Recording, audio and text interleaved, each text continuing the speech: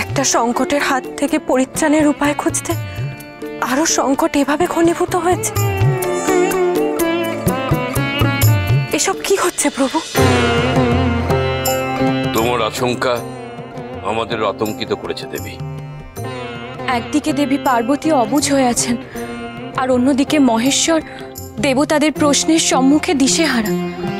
আর বিনায়ক মাতৃ আজ্ঞা পালন করতে বদ্ধপরিকর, অথচ সে তার পিতার আদেশকে অগ্রাহ্য করতে পারছে না, পালনও তো করতে পারছে না। মাতা পিতার মাঝে উভয় সংকটে ওইটুকু বালক। বিনায়ক মা অন্তঃপ্রাণ, তার মাতা তাকে যা আদেশ করেছেন সে তাই করছে। তা তার নিজের ইচ্ছেতে হোক বা অনিচ্ছেতে। দেবী পার্বতী আপাতত অপত্য স্নেহে সবকিছু বিস্মৃত হয়েছে। দেবীর এই ক্ষণিক বিস্মরণে এত সংকট। সংকটের মধ্যে থাকলে তা তো আরো বাড়বে। এর থেকে বেরিয়ে আসার কি আর কোনো উপায় নেই? মায়ের কাছে সত্যবদ্ধ বিনায়ক কি এইভাবেই উভয় সংকটে পড়ে জ্বলতে থাকবে? দেবী পার্বতী স্বয়ং দেবী মহামায়া। তিনি যেভাবে সমগ্র জগৎকে তার মায়ার বন্ধনে আবদ্ধ করে রেখেছেন, ঠিক সেইভাবেই তিনি বিনায়ককেও মুক্ত করবেন। বিনায়কের চরিত্রের দৃঢ়তা স্বয়ং দেবী মহামায়ার আসন টলিয়ে দেবে দেবী। ওইটুকু বালক কি পারবে মহামায়ার আসন টলাতে? পার্বতী নন্দন যে কি পারে আর কি পারে না তা বুঝি দেবতাদেরও বোঝা অসাধ্য দেবী। সে তার মাকেও শান্ত করবে আর পিতারও মান রক্ষা করবে।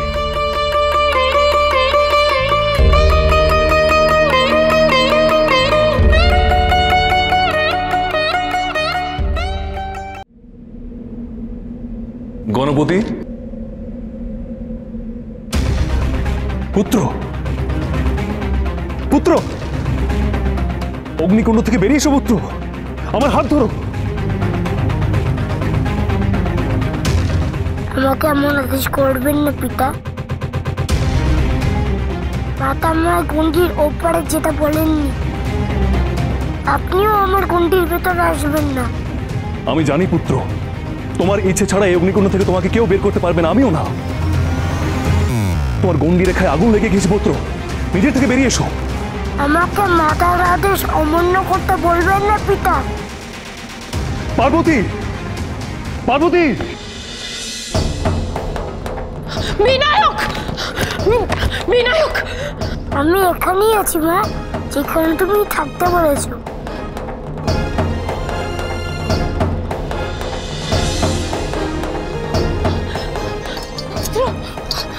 পুত্র, তুমি ঠিক আছো তো পুত্র? আগুন তোমাকে স্পর্শ করতে পারেনি তো? আগুন দেখেও তুমি গণ্ডির বাইরে বেরিয়ে এলে না কেন পুত্র? আরে তাহলে তো তোমার কথা অমান্য করা হতো।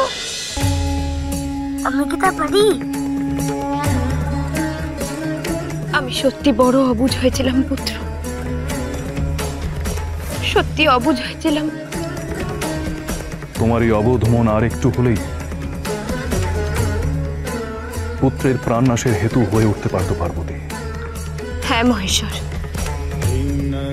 মায়ের অন্ধ স্নেহ সন্তানদের ভবিষ্যৎ সুরক্ষার পথে অন্তরায় হয়ে দাঁড়ায়।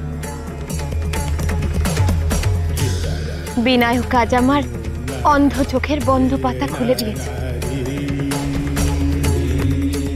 তুমি যুদ্ধে যাবে বিনায়ক, তুমি যাবে যুদ্ধে।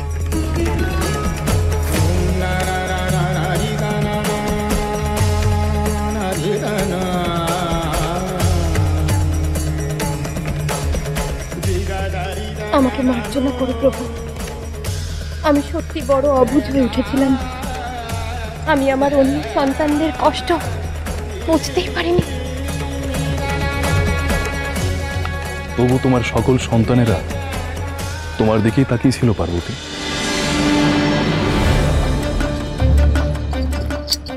দেখেছ, আমার বিনায়ক যুদ্ধে যাবে, অথচ এখনো আমি তাকে রণসজ্জার সাজে প্রস্তুত করে উঠতে পারলাম না। কোথায় গেল তার রণসাজ? আমি এক্ষুনি নিয়ে আসছি।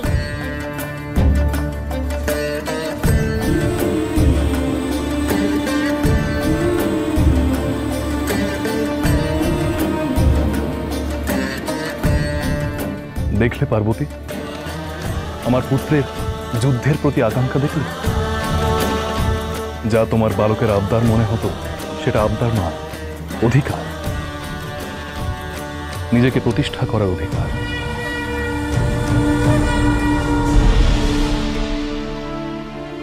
হয়তোবা আর কারো যুগ যুগ ধরে গণপতিকে সেবা করার সৌভাগ্য পাবারও অধিকার প্রচেষ্টা।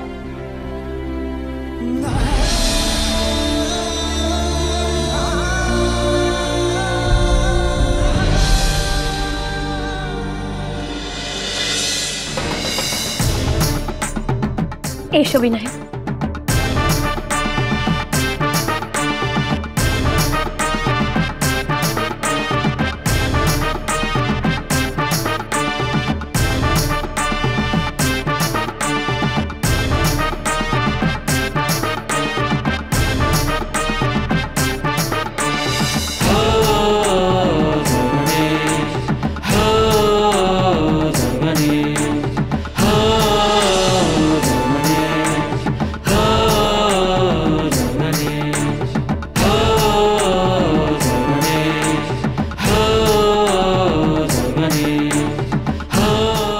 প্রস্তুত পিতা?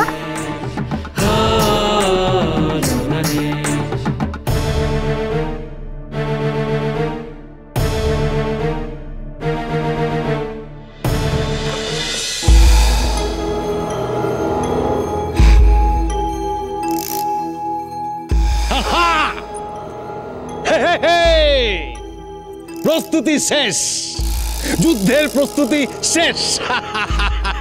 এইবার আমি ত্রিভুবন আক্রমণ করব, ত্রিভুবন। জ্যোতিষী এখনো এলো না কেন? জ্যোতিষী ছুঁড়ে ফেলে দেব, পাহাড় থেকে ছুঁড়ে ফেলে দেব।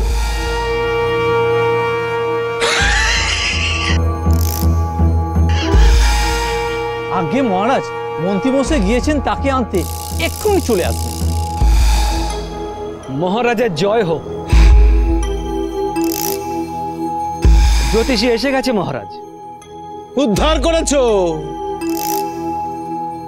এসো জ্যোতিষী, এসো এসো।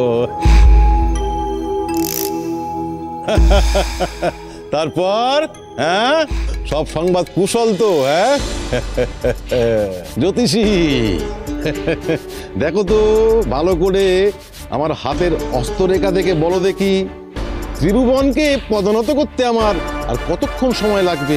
দেখো দেখো দেখো, ভালো করে দেখো।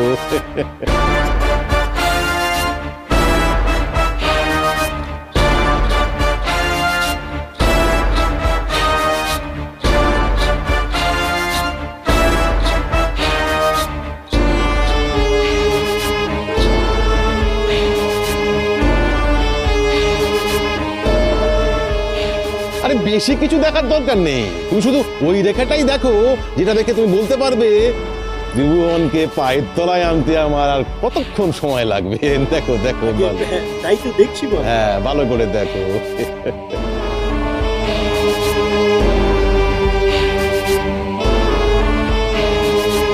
মন্ত্রী, তোমার জ্যোতিষী কাঁপে কেন?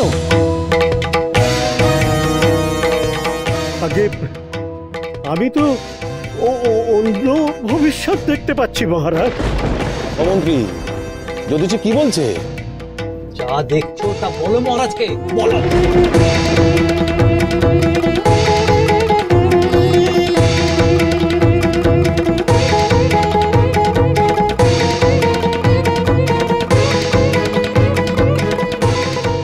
বলো জ্যোতিষী, কি দেখলে?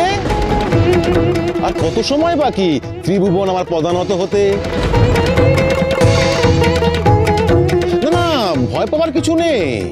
আরে ত্রিভুবন তো আর ছোট জায়গা নয়, অনেক বড়, বিশাল বড়। তাকে পদানত করতে হলে একটু সময় লাগলেও লাগতে পারে। হ্যাঁ, দেখো ভালো করে দেখো। আগে ত্রিভুবন না, আপনার পদানত হওয়ার সময় আসন্ন।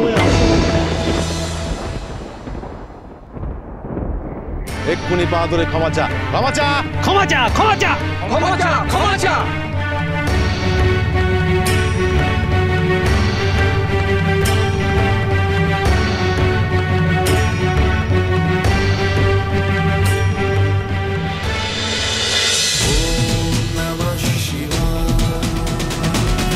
cholo cholo cholo cholo cholo paltai